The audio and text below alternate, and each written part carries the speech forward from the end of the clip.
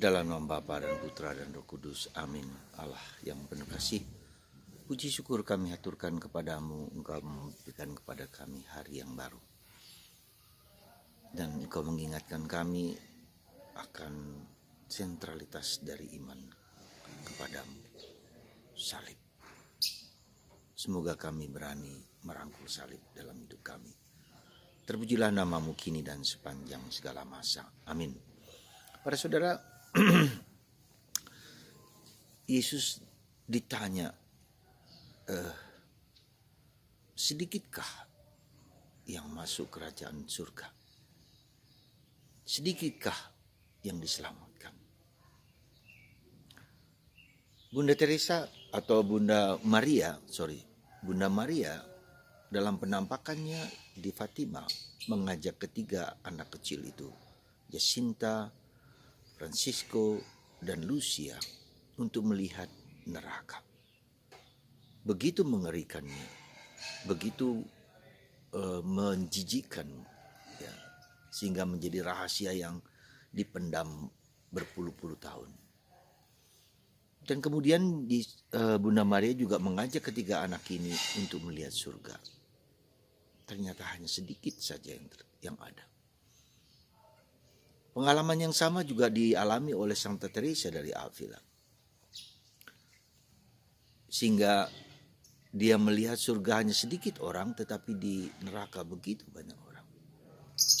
Dari situlah muncul keinginan dari Teresa Avila untuk mengajarkan umat cara berdoa dengan baik. Cara berdoa dengan benar, supaya banyak orang masuk ke surga. Dan Yesus mengajarkan dia bagaimana cara berdoa yang benar. Kurang lebih demikian, ya, Santa Teresa mengajarkan, doa kita tidak cukup hanya di bibir, hanya verbal, hanya kata-kata. Itu tahap yang paling luar, paling dangkal. Lalu kita harus masuk ke lebih dalam lagi, masuk ke dalam tahap yang disebut dengan doa dengan pikiran. Ya, kita memikirkan sesuatu dan kita mohon Tuhan itu untuk bekerja dalam hal tersebut. Lalu juga dengan tahap ketiga dengan perasaan, dengan hati, ya. Doa syukur, doa pujian, dan ini semakin lebih dalam lagi, ya, melibatkan mulut, pikiran, dan perasaan lebih dalam. Nah, yang keempat adalah doa hening, doa dalam roh dan kebenaran, ya. Nah, ini lebih dalam lagi karena doa pertama dengan mulut, dengan pikiran, dengan hati itu berfokus kepada diriku, masih berfokus pada diriku. Tetapi doa hening, doa kebenaran dalam roh dan kebenaran berfokus pada Tuhan, mendengarkan Tuhan berbicara.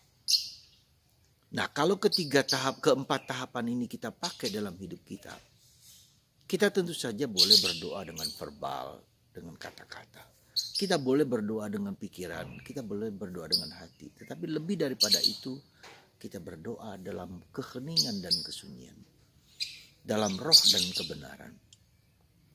Kalau kita bayangkan saja Bunda Maria ketika mendapat kabar dari malaikat Tuhan, apa yang terjadi?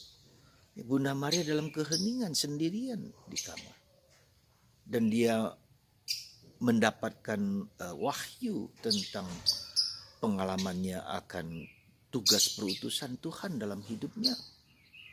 Sehingga terjadilah keselamatan yang sekarang ini terjadi pada kita. Itu adalah karena pengalaman Bunda Maria menjadi ibu Tuhan, menjadi alat ciptaan Allah yang untuk menyelamatkan manusia, untuk membebaskan manusia dari segala dosa. Demikian juga dengan Yosef, demikian juga dengan Yesus sendiri. Dia pergi ke atas gunung untuk mendengarkan apa yang menjadi kehendak Tuhan dalam diri dia. Jadi sekali lagi saudaraku terkasih, mari kita mempersiapkan hidup kita. Tidak hanya dengan mulut kita, tidak hanya dengan pikiran kita, tidak hanya dengan perasaan kita dalam roh dan kebenaran, dalam keheningan. Ini yang perlu kita tumbuhkan, kembangkan sehingga kita mengerti apa yang menjadi kehendak Tuhan. Nah, surga itu adalah katakanlah tempat atau situasi di mana kita bersatu dengan Tuhan. Tentu saja bukan hanya pada akhir kehidupan kita memasuki dunia Allah, kita memasuki tempat di mana Tuhan sediakan bagi kita. Ketika kita bersatu dengan Tuhan, kita bersatu dengan para kudus, bersatu dengan Bunda Maria. Benar, tetapi surga itu harus dimulai dari sekarang, harus diperjuangkan dari sekarang. Ya, harus dilatih dari sekarang dalam jatuh dan bangun. Ya. Nah, dalam bacaan kedua hari ini kita melihat dari kitab Ibrani bahwa Tuhan itu seperti Bapa yang mendidik anaknya. Seorang anak itu menjadi sukses, menjadi pribadi yang dewasa, menjadi menjadi pribadi yang dewasa, yang matang dalam hidupnya karena pembinaan dari orang tua. Dengan tegas, dengan keras, dengan disiplin, ya itu juga cara Tuhan mendidik kita, dengan disiplin, dengan keras, bahkan tak jarang mungkin dengan pukulan supaya kita sadar. Ya, saya masih ingat contoh seorang Romo, seorang direktur SMA di Malang, SMA Dempo, Romo Siswanto. Ada satu pengalaman yang menarik sekali, seorang anak yang sering bolos-bolos, dan ketika kelas 3, 6 bulan sebelum ujian, anak itu bolos terus. Lalu dengan tegas Romo itu mengeluarkan dia.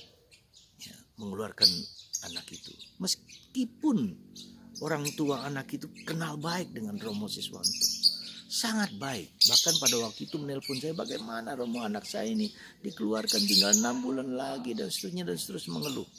Tapi Romo Siswanto dengan tegas mengeluarkan dia. Apa yang terjadi?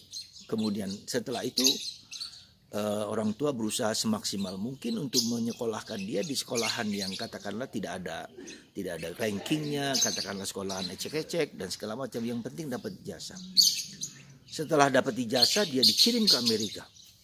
Saudara, pengalaman dikeluarkan dari sekolah itu membuat dia berjuang sungguh-sungguh, bekerja keras, menyesuaikan diri dengan bahasa di sana dan bekerja keras dan studi sungguh-sungguh. Akhirnya dia pulang dengan ijazah yang qualified, yang bahkan terbaik, dan kemudian pulang ke Indonesia dengan mengusahakan bisnis yang sukses. Saudara, tidak jarang Tuhan itu mendidik kita supaya kita sadar dan disadarkan untuk lebih memperdalam hidup iman, harapan, dan cinta kita. Jadi penderitaan, salib, pengorbanan, apapun juga yang kita terima dengan tulus ikhlas, yang kita terima dengan sungguh-sungguh, yang kita terima dengan kasih, dengan perjuangan, dengan ketulusan, itu justru akan membuahkan buah iman, harapan, dan cinta kasih kita.